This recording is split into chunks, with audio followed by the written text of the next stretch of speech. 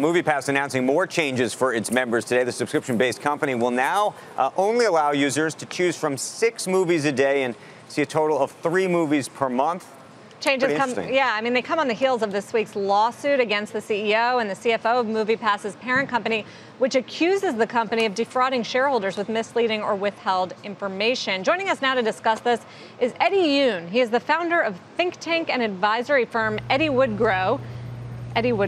He's also the author of Super Consumers, A Simple, Speedy, and Sustainable Path to Superior Growth.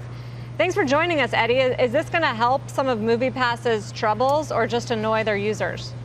Yeah, it probably more annoy their users. I think the core issue that they're doing is they're focusing on the urgent versus the important. There's really no pricing, permutation, and product change that they can do that can fix the fundamental problem that they are a gross margin negative business, right? So they're going to charge $10 a month per user, and whatever they do, unless they're going to offer you to say you can only watch 1 movie a month at $10, it's going to lose money, right? And so at some level, they're kind of caught between a rock and a hard place. If they raise the price to make it gross margin positive, people won't sign up. If they keep it attractive so that people sign up to scale, then it'll continue to lose money. What they're missing let's just talk is about the basic. Go ahead. Sorry. No, I think the key point that they're missing is that this business is not really about movies itself. It's about the broader experience that movies accompany. And so some of the research that we've seen done is that when you're going out to a movie by yourself, you might spend $50 on the total evening. If you're going out on a date, you're going to spend $100 on the total evening. If you're going out with your family, you might spend $150 for the whole evening out. And part of what they have to figure out is how do you use movies as a loss leader to monetize the other aspects of the evening, which their business model is actually set up well to do, but they're kind of focusing on the wrong issues now.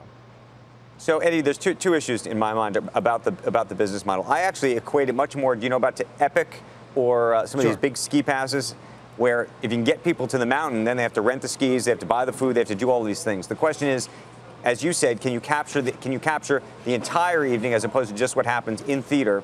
And the second issue, though, which I think is a much harder one to deal with, which is, would you ever be willing, or you think that the company should be willing to just cut out the big cities where it's too expensive?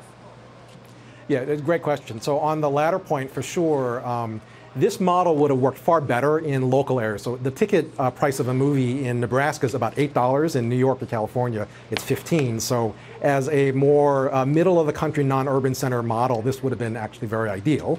But to your first point, using the Epic example, the part about the ski example is that when you bring people to the mountain, if you have someone who goes down the mountain 10 times versus 9 times, the marginal cost to do the 10th time is nothing, right? Whereas the marginal cost to go 10, 11, 12 times to a MoviePass user continues to be very high. And so this is the fundamental thing they can't fix, is that usually you want a subscription business model where you have a lot of fixed costs but low variable costs. But what they've effectively done is invited Homer Simpson to a buffet business model, and that rarely works.